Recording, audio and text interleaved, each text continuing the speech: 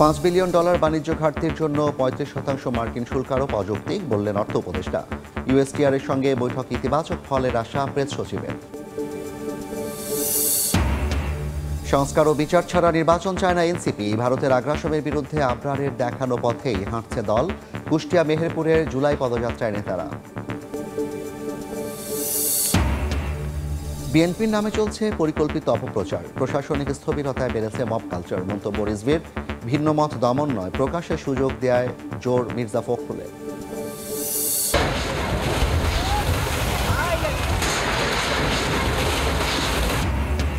পদ্মায় তীব্র ভাঙন। জাজিরায় নদীগর্ভে বিলীন বহু ঘরবাড়ি। জিও ব্যাগ ফেলে রক্ষার চেষ্টা পানি উন্নয়ন বোর্ডের। রেকর্ড বৃষ্টিতে ডুবল ফেনী, পটুয়াখালী। ভোগান্তি চরমে। এবং মিল মালিকদের কারসাজিতে এখনও অস্থির চালের বাজার। 3 সপ্তাহে দিনাজপুরে কেজিতে বেড়েছে 6 টাকা পর্যন্ত। চট্টগ্রামে 2টি প্রতিষ্ঠানকে ভোক্তা অধিকারের জরিমানা।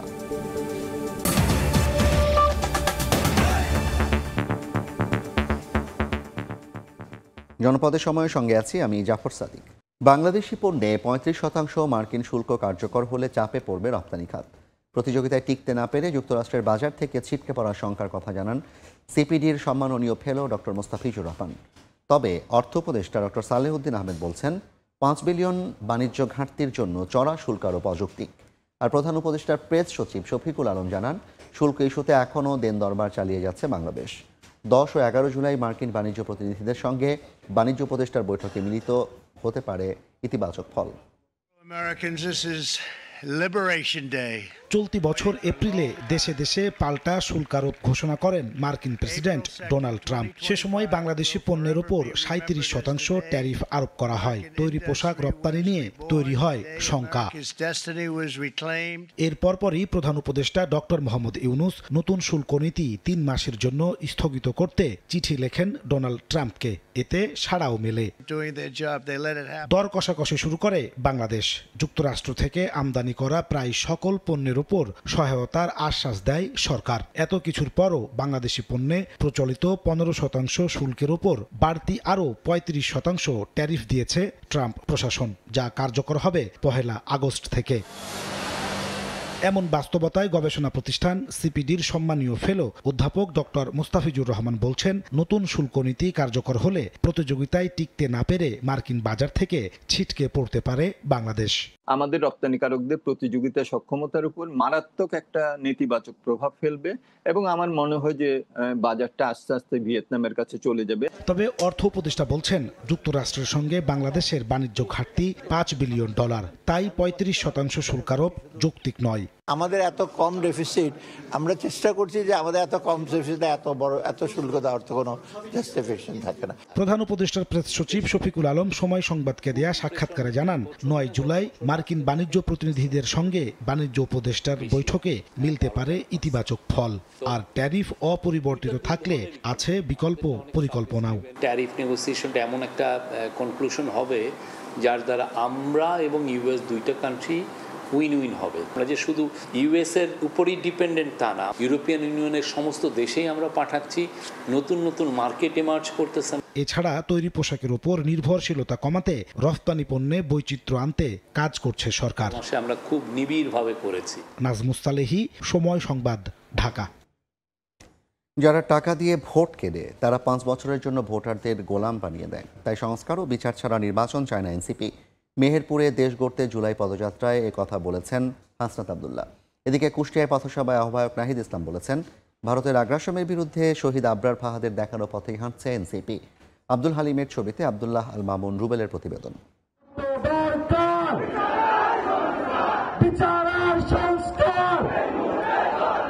বৃষ্টি উপেক্ষা করে মেহেরপুরের গাংনীর পথসভায় হাজারো জনতা। মঙ্গলবার দুপুরে বাইক ও ছোট ছোট ট্রাকে দেশ গড়তে জুলাই পদযাত্রায় যোগ দেন এনসিপি নেতাকর্মীরা।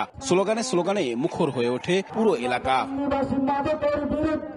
দক্ষিণাঞ্চলের মুখ্য সংগঠক হাসনাত আবদুল্লাহ বলেন, যারা টাকা দিয়ে ভোট কেনে তারা 5 বছরের জন্য ভোটারদের গোলাম বানিয়ে দেয়। তাই সংস্কার এবং বিচার ছাড়া নির্বাচন চায় না এনসিপি। যেই নেতা টাকা নিয়ে আসবে নির্বাচনের আগের রাতে, মনে রাখবেন সে আপনাকে একদিন টাকা দিবে আর 5 বছর আপনার গোলামি করাবে। কিছু রাজনৈতিক দল এখন ঐক্যবদ্ধ হয়েছে নির্বাচনকে পিছিয়ে দেওয়ার জন্য। তারা সংস্কারও চায় না, তারা বিচারও চায় না। তারা যদি নির্বাচন চায় তাহলে সংস্কার এবং বিচার অতি দ্রুত শেষ করতে চাইতো। হাইকোর্ট দেখানোর সময় শেষ। আপনারা বিচার নিশ্চিত করেন এবং গণতান্ত্রিক উত্তরণের জন্য, যথাযথ নির্বাচনী পরিবেশের জন্য আপনারা আমাদের প্রতিষ্ঠানগুলিকে সংস্কার করুন। এর আগে সকালে কুষ্টিয়ায় শহীদ আবরার ফাহাদের বাবা ও মায়ের উপস্থিতিতে তার কবর জিয়ারত করেন এনসিপি নেতারা। পরে শহরের ৫ রাস্তা মোড়ে পথসভায় দলটির আহ্বায়ক নাহিদ ইসলাম বলেন, কুষ্টিয়ার সন্তান শহীদ আবরার ফাহাদ ভারতীয় আগ্রাসন বিরোধী যে পথ দেখিয়েছে, এনসিপি সে পথেই রাজনীতি করছে। আধিপত্যবাদ এবং আগ্রাসন বিরোধী রাজনীতির আশা আকাঙ্ক্ষা, সেই আশা আকাঙ্ক্ষাকে ধারণ করে আমরা এগিয়ে যাব। আমরা ভারতীয় আধিপত্যবাদের বিরুদ্ধে আবরার ফাহাদের পথ ধরে লড়াই করেছি। আবার যদি কোন রাজনৈতিক দল, কোন রাজনৈতিক পক্ষ সেই আধিপত্যবাদের গোলাম হতে চায়, আমরা তার বিরুদ্ধেও দাঁড়াবো। আমাদের আগামী দিনে বাংলাদেশ স্বাধীনভাবে, সার্বভৌমভাবে, মর্যাদার সহিত আমরা দাঁড়াবো। আমরা আমাদের রাজনীতি, আমাদের রাষ্ট্র বিনির্মাণ করব। মেহেরপুরের পথসভা শেষে বুধবার চুয়াডাঙ্গা ও ঝিনাইদহে পথসভা করবে জাতীয় নাগরিক পার্টি। আব্দুল্লাহ আল মামুন রুবেল, সময় সংবাদ। সামাজিক মাধ্যমে পরিকল্পিতভাবে নেতাদের নামে অপপ্রচার চালানো হচ্ছে বলে অভিযোগ বিএনপির। মব কালচার বাড়ার জন্য প্রশাসনিক স্থবিরতাকে দুষছে দলটি। এদিকে ভিন্নমত দমন নয়, প্রকাশের সুযোগ দেয় জোর দিয়ে দলটির শীর্ষ নেতারা বলছেন, জনগণের অধিকার ফিরিয়ে দিতে সুষ্ঠু নির্বাচনের বিকল্প নেই। বাংলাদেশ জাতীয়তাবাদী দল বিএনপি একটি সাম্প্রতিক সময়ে রাজনৈতিক দলগুলোকে নিয়ে নানা আলোচনা, সমালোচনা আর অপপ্রচার চলছে সামাজিক যোগাযোগ মাধ্যমে। চলছে নেতাদের হেয় প্রতিপন্ন করার প্রতিযোগিতা। এসব কর্মকাণ্ড নিয়ে ক্ষুব্ধ প্রতিক্রিয়া জানিয়েছে বিএনপি। গণতান্ত্রিক সংবিধান মঙ্গলবার নয়াপল্টনে দলের কেন্দ্রীয় কার্যালয়ে সংবাদ সম্মেলনে বিএনপির সিনিয়র যুগ্ম মহাসচিব রুহুল কবির রেজভী আহমেদ অভিযোগ করেন, সামাজিক মাধ্যমে পরিকল্পিতভাবে বিএনপির নামে অপপ্রচার চালানো হচ্ছে। প্রশাসনিক স্থবিরতার কারণে মব কালচার বাড়ছে বলেও দাবি তার। প্রশাসনিক স্থবিরতার কারণেই মব কালচারের প্রকোপ বৃদ্ধি পাচ্ছে। জনগণের এখন জীবন মরণের প্রশ্ন। অত্যন্ত পরিকল্পিতভাবে প্রযুক্তি ব্যবহার করে স্বার্থান্বেষী মহল বিএনপির নামে সামাজিক যোগাযোগ মাধ্যমে নানা অপপ্রচার চালাচ্ছে। শেখ হাসিনার আমলে অদ্ভুত উন্নয়নের বয়ানের মতো এখন নির্বাচন পেছানো নিয়ে নানা ধরনের বয়ান দেয়া হচ্ছে। আওয়ামী আমলের কালো টাকা ও তাদের দোসরদের আন্ডারগ্রাউন্ড তৎপরতার কারণে দুষ্কৃতিকারীরা আশকারা পাচ্ছে। এদিন রাজধানীর উত্তরায় মুগ্ধ মঞ্চে জাসাসের কর্মী সম্মেলনে যোগ দেন বিএনপির স্থায়ী কমিটির সদস্য ডাক্তার এজেডএম জাহিদ হোসেন। রাজনৈতিক দলগুলোর মধ্যে বিভাজন সৃষ্টি করা যাবে না মন্তব্য করে তিনি বলেন, জনগণের ভোটাধিকার ফিরিয়ে দিতে সুষ্ঠু নির্বাচনের বিকল্প নেই। কেউ পালিয়ে যায় নাই, তারা সবাই আপনার আশেপাশে আছে। সে মানুষগুলো ওত পেতে বসে আছে সুযোগ নেওয়ার জন্য। তাদেরকে কোনো অবস্থাতেই সুযোগ দেওয়া যাবে না। এদিকে বাংলা একাডেমি মিলনায়তনে ঢাকা কলেজ ডিবেটিং সোসাইটি ও দ্য বাংলাদেশ ডায়ালগ আয়োজিত বিতর্ক প্রতিযোগিতার সমাপনী অনুষ্ঠানে যোগ দেন বিএনপি মহাসচিব মির্জা ফখরুল ইসলাম আলমগীর। বলেন, ভিন্নমত দমন নয়, তা প্রকাশের সুযোগ দিতে হবে। তরুণদের হাতে বাংলাদেশের ভবিষ্যৎ নিয়ে আশাবাদ ব্যক্ত করেন তিনি। আমি অত্যন্ত আশাবাদী হচ্ছি যে অনেকে যে বলেন যে কিছু হবে না, এটা সঠিক নয়। অনেক কিছু হবে এবং বাংলাদেশে অবশ্যই আমরা মাথা উঁচু করে দাঁড়াতে পারবো। আমার কথা বলার স্বাধীনতা থাকতে হবে, তোমারও কথা বলার স্বাধীনতা থাকতে হবে, এবং এটাই হচ্ছে উপযুক্ত একটা ডেমোক্রেসি। বাংলাদেশের দুর্ভাগ্য যে বাংলাদেশে গণতন্ত্রটা চর্চা হয়নি। পরে বিতর্ক প্রতিযোগিতার বিজয়ীদের মাঝে পুরস্কার বিতরণ করেন বিএনপি মহাসচিব। আহমেদ সালেহিন, সময় সংবাদ, ঢাকা। সুষ্ঠু ও গ্রহণযোগ্য ভোটের প্রস্তুতি চলছে বলে জানিয়েছেন প্রধান নির্বাচন কমিশনার। রাতের ভোটের অপবাদ ঘুচাতে চায় উল্লেখ করে তিনি বলেন, নির্বাচনের সঙ্গে জড়িতদের ভাবমূর্তি ফিরিয়ে আনতে সুষ্ঠু এবং নিরপেক্ষ ভোটের বিকল্প নেই। এছাড়া বিতর্কিত 3 নির্বাচনকে বৈধতা দেয়া বিদেশি পর্যবেক্ষকরা আগামীতে দায়িত্ব পাবেন না বলেও জানান সিইসি। মঙ্গলবার নির্বাচন ভবনে আরএফইডির ফল উৎসবে যোগ দেন প্রধান নির্বাচন কমিশনার সহ আরও 3 কমিশনার। অনুষ্ঠানের প্রধান অতিথির বক্তব্যে আক্ষেপের সঙ্গে সিইসি জানান, রাতের ভোটের অপবাদ গায়ে মাখতে নারাজ তিনি। আর এই অপবাদ ঘুচাতে সুষ্ঠু এবং গ্রহণযোগ্য ভোটের বিকল্প নেই বলে মনে করেন সিইসি। সবাই মিলে কিন্তু 91 সালে একটা অত্যন্ত সুষ্ঠু নির্বাচন উপহার দিয়েছে জাতিকে। 96 সালে দিয়েছি, 2001-এ দিয়েছি, এখন কেন পারবো না? যারা এই ইলেকশনের সাথে জড়িত থাকবেন তাদের কাছে করজোড়ে আবেদন জানাবো যে আপনারা মানুষের শ্রদ্ধা অর্জনের চেষ্টা করুন। সে যে ভাবমূর্তি যেটা নষ্ট হয়েছে সেটার থেকে আপনারা উঠে আসুন। আমরা প্রমাণ করতে চাই যে আমরা পারি। জনগণের ভোটাধিকার ফিরিয়ে দিতে কমিশন কাজ করছে বলেও জানান তিনি। প্রিপারেশন নিচ্ছে যাতে একটা সুষ্ঠু নির্বাচন এবং ফেয়ার একটা নির্বাচন এবং অ্যাকসেপ্টেবল একটা নির্বাচন, ক্রেডিবল একটা নির্বাচন যাতে আমরা দিতে পারি, উপহার দিতে পারি। এর আগে সকালে নির্বাচন ভবনের প্রধান নির্বাচন কমিশনারের সঙ্গে বৈঠক করেন বাংলাদেশে নিযুক্ত কানাডার হাই কমিশনার অভিজিৎ সিং। পরে সিএসি জানান গত 3 নির্বাচনকে বৈধতা দেয়া বিদেশি পর্যবেক্ষকরা আর দায়িত্ব পাবেন না। যারা ডিপেন্ডেবল, রিলায়েবল এবং যাদের এক্সপিরিয়েন্স আছে, আমি ফরেন অবজার্ভের কথা বলছি, যাদের এক্সপিরিয়েন্স আছে বিভিন্ন দেশে তারা হয়তো ইলেকশন অবজার্ভ করেছে, সুতরাং ওই ধরনেরই আমরা নিব, মাইনাস দোজ যারা আগের 3টা নির্বাচনকে যারা সার্টিফিকেট দিয়েছে এদেরকে কোনো মতেই না। সুষ্ঠু নির্বাচন আয়োজনে কমিশনের প্রস্তুতি নিয়ে কানাডা সন্তুষ্ট বলেও জানান সিএসি। কাউসার চৌধুরী কুমু, সময় সংবাদ, ঢাকা। বঙ্গোপসাগরে সৃষ্ট লঘুচাপের প্রভাবে উপকূল সহ বিভিন্ন জেলায় বৃষ্টি হচ্ছে। ফেনীতে রেকর্ড বৃষ্টিতে কোমর পানিতে তলিয়েছে রাস্তাঘাট, দোকানপাট ও বাড়িঘর। কক্সবাজারে 50টি গ্রাম পানিতে তলিয়ে গেছেন। 5 শতাধিক মানুষ আশ্রয়কেন্দ্রে অবস্থান করছেন। নোয়াখালী ও পটুয়াখালীতে নিচু এলাকায় জলাবদ্ধতায় ভোগান্তি চরমে। আবহাওয়া অফিস বলছে আরও 2 দিন অব্যাহত থাকতে পারে বৃষ্টি। কোমর পানি পেরিয়ে গন্তব্যে ছুটছে মানুষ, পোহাতে হচ্ছে ভোগান্তি, তলিয়ে গেছে দোকানপাট ও বাসা বাড়িও। বঙ্গোপসাগরে সৃষ্ট লঘুচাপের প্রভাবে সারা দেশে অবিরাম বর্ষণ। সোমবার রাত থেকে ফেনীতে মুষলধারে বৃষ্টি হচ্ছে। 233 মিলিমিটার বৃষ্টি রেকর্ড করেছে আবহাওয়া অফিস, যা চলতি বছরে 24 ঘন্টায় সর্বোচ্চ। এর প্রভাবে শহর জুড়ে জলাবদ্ধতার এমন ভয়াবহ রূপ। 15 মিনিটের মধ্যে পানি উঠে সব ধ্বংস হয়ে গেছে ভাই। আমরা লক্ষ লক্ষ টাকা আমাদের শেষ। গত বছর যে ক্ষতি হয়েছে এই পর্যন্ত আমরা এই ক্ষতি পোষায় না আনতে এবছর আবার সেম একই অবস্থা। ভারী বৃষ্টিতে কক্সবাজারের টেকনাফ উপজেলার অন্তত 50টি গ্রামে জলাবদ্ধতা দেখা দিয়েছে। এতে প্রায় 50,000 মানুষ পানিবন্দী হয়ে পড়েছেন। বাড়িঘরে পানি ওঠায় 500-র বেশি মানুষ ঠাঁই নিয়েছেন আশ্রয় কেন্দ্রে। সকল সিপিপি টিমগুলোকে অ্যাক্টিভেট করে পাহাড়গুলোতে বলেছি ঝুঁকিপূর্ণ যে পাহাড়ে বাসস্থানগুলো মানুষের বাসাবাড়ি আছে সেখান থেকে সরেছে নিকটবর্তী স্কুলগুলোতে আশ্রয় নেওয়ার জন্য। একদিনের বৃষ্টিতে নাকাল অবস্থা নোয়াখালীতেও। অবিরাম বৃষ্টিতে তলিয়ে যায় পটুয়াখালীর পৌর শহরের জুবিলি স্কুল রোড, মহিলা কলেজ রোড, পুরাতন হাসপাতাল রোড সহ বেশ কিছু নিচু এলাকা। লঘুচাপের প্রভাবে আরও 2 দিন উপকূল সহ দেশের বিভিন্ন এলাকায় বৃষ্টিপাতের পূর্বাভাস দিয়েছে আবহাওয়া অধিদপ্তর। 1 জুলাই থেকে যে বৃষ্টি, বর্ষাকালের বৃষ্টি, সেই বৃষ্টিটা কিন্তু অব্যাহত থাকবে। কখনো কখনো 2-1 দিন একটু থেমে যেতে পারে। আগামী 12 জুলাই থেকে ভারী বৃষ্টিপাতের পূর্বাভাস রয়েছে বলেও জানিয়েছে আবহাওয়া অফিস।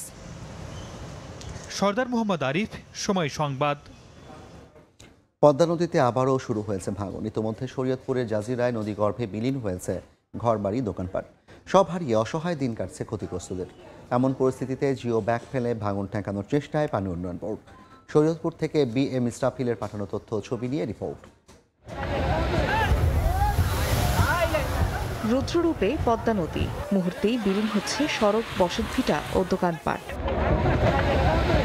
সোমবার বিকেল থেকেই হঠাৎই ভাঙন দেখা দেয় শরীয়তপুরের জাজিরা উপজেলার অসীমউদ্দিন মাদবুরকান্দি গ্রামে। স্রোতের তোড়ে ভেঙে নদীগর্ভে বিলীন হয় ঘরবাড়ি, দোকানপাট সহ গাছপালাও। ভাঙন থেকে বাঁচতে অন্তত 40টি বসতঘর নিরাপদ দূরত্বে সরিয়ে নেন স্থানীয়রা। এরপরও আতঙ্ক কাটছে না তাদের। আমার ছেলে ছিল চাই নাই, এত পয়সা নাই, আমরা কত নিয়ে কইলাম, আমাদের থাকার কোনো জায়গা নাই। আমরা কোনো রকম জীবন বাঁচাইতে পারতাছি না। আমরা দর্শকের কাছে সহযোগিতা চাই। ইতোমধ্যে ক্ষতিগ্রস্তদের মাঝে শুকনো খাবার, 2 বান্ডেল করে টিন ও নগদ টাকা প্রদান করেছে জেলা প্রশাসন। আর নদী পাড়ে বালু ভর্তি জিও ব্যাগ ফেলে ভাঙন ঠেকানোর চেষ্টা করছে পানি উন্নয়ন বোর্ড। স্থায়ী যে বেড়িবাঁধের যেটা দাবি, সেটা আমরা সেই প্রসেসে অলরেডি চলে গিয়েছি। এখানে একটা প্রকল্প হাতে নেওয়ার জন্য সেটা আমরা অলরেডি জরিপ করছি এবং সেটার ডিজাইন প্রক্রিয়াধীন আছে। গত 24 ঘন্টায় পদ্মা সেতু প্রকল্পের কনস্ট্রাকশন ইয়ার্ড রক্ষা বাঁধের 200 মিটার অংশ ভেঙে গেছে। আর 10টি ব্যবসা প্রতিষ্ঠান ও 15টি বসতবাড়ি বিলীন হয়েছে। সময় সংবাদ, শরীয়তপুর। তিস্তা মহাপরিকল্পনা উত্তরের 2 কোটি মানুষের স্বপ্ন, কিন্তু বিগত সরকারের একাধিকবার আশ্বাস ও বাস্তবায়নে ব্যর্থতায় স্বপ্নভঙ্গ হয়েছে তিস্তা পাড়ের বাসিন্দাদের। কিন্তু এবার ভিন্ন চিত্র। সব রাজনৈতিক দল একাট্টা তিস্তা মহাপরিকল্পনা বাস্তবায়নে। এমনকি অন্তর্বর্তী সরকারও সাফ জানিয়েছে তিস্তা পাড়ের বাসিন্দারা চাইলে এই প্রকল্প অবশ্যই আলোর মুখ দেখবে। অধিকার কর্মীরা বলছেন, ভূ রাজনৈতিক জটিলতা থাকলে প্রয়োজনীয় নিজস্ব অর্থায়নে এই প্রকল্প বাস্তবায়নে উদ্যোগ নিতে হবে। শাকিল মাহমুদের ছবিতে নাজমুল ইসলাম নিশাতের রিপোর্ট। আমি আপনাদেরকে যেই কথাটা দিব সেটা হচ্ছে, আপনাদের মতামত ছাড়া কোনো মহাপরিকল্পনা চূড়ান্ত হবে না। অন্তর্বর্তী সরকারের উদ্যোগে 9 মার্চ থেকে 13 মার্চ উত্তরের 5 জেলায় পাওয়ার চায়না কোম্পানি তিস্তা পাড়ের বাসিন্দাদের কাছে তুলে ধরে Teesta river comprehensive management and restoration প্রকল্প, যে প্রকল্পে একাত্মতা জানান উত্তরের 2 কোটি মানুষ। ভারতের আগ্রাসনে ভাঙ্গন, প্লাবন আর খরায় বিধ্বস্ত তিস্তা পাড়ের বাসিন্দারা দীর্ঘ সময় ধরে মহাপরিকল্পনা বাস্তবায়নের দাবিতে যে আন্দোলন চালিয়ে আসছে, এবার সেই দাবি বাস্তবায়নে একাট্টা হয়েছেন প্রধান রাজনৈতিক দলগুলো, যা আশার আলো জুগিয়েছে অববাহিকার কোটি প্রাণে।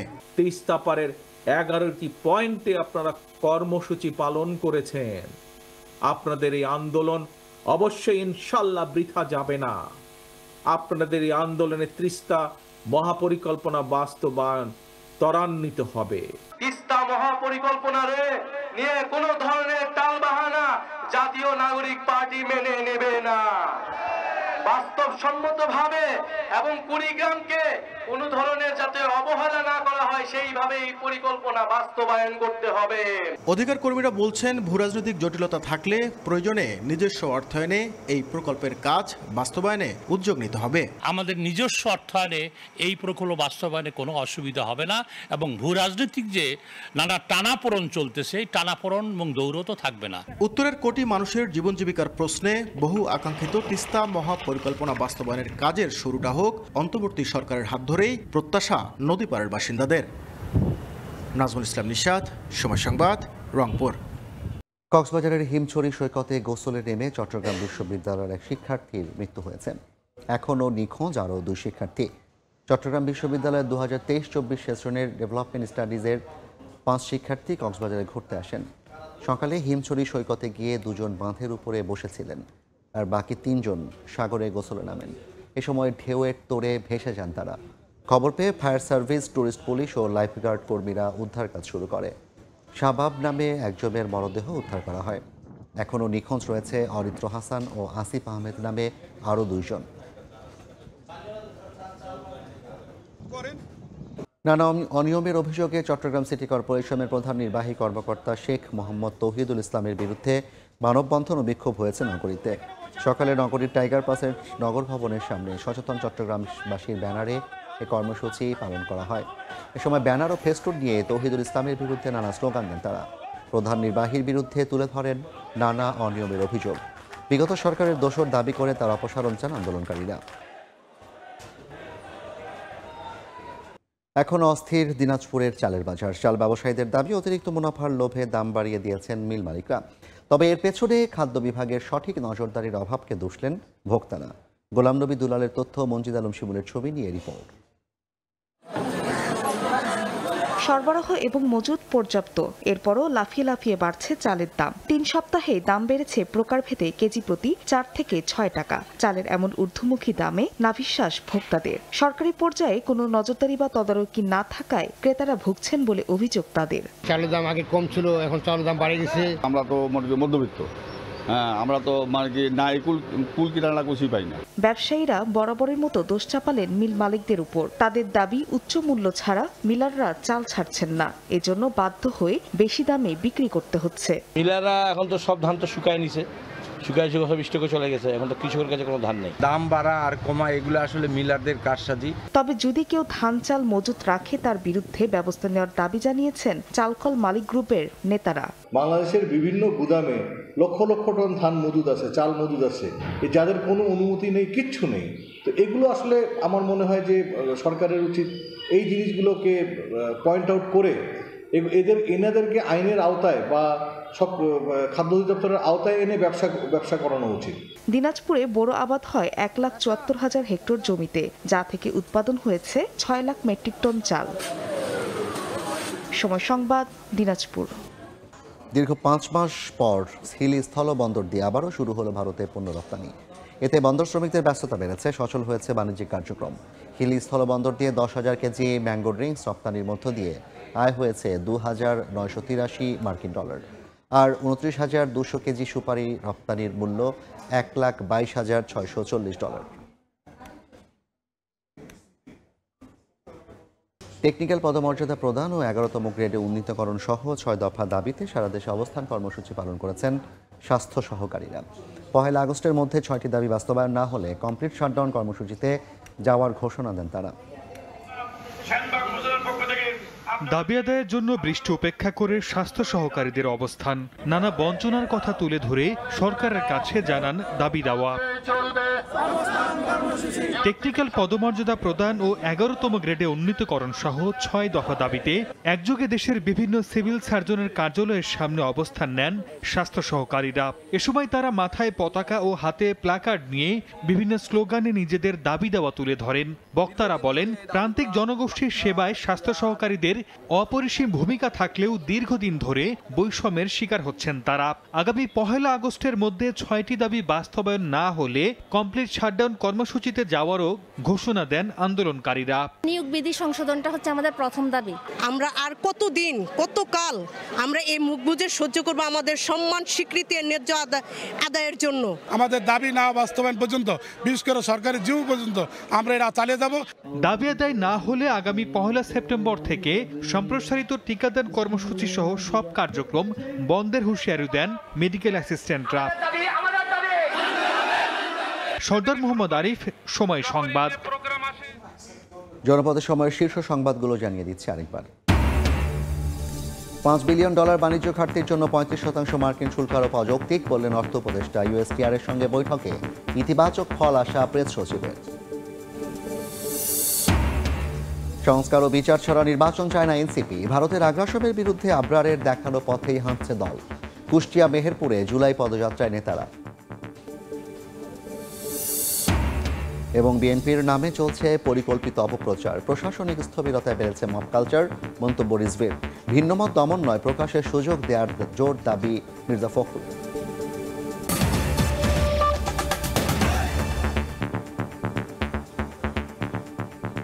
এই ছিল জনপদের সময়, সঙ্গে থাকুন সময়।